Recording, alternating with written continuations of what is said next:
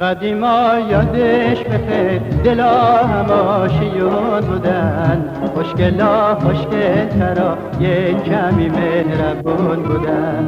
دخترای گیسو بلند ابرو کمون قانچه دهون، تو خونه از چشم نامحرم همه پنهون بودن. میشه ما عاشق بشیم مثل قدیما دوباره، میشه اما دل ما اینقدر همت نداره.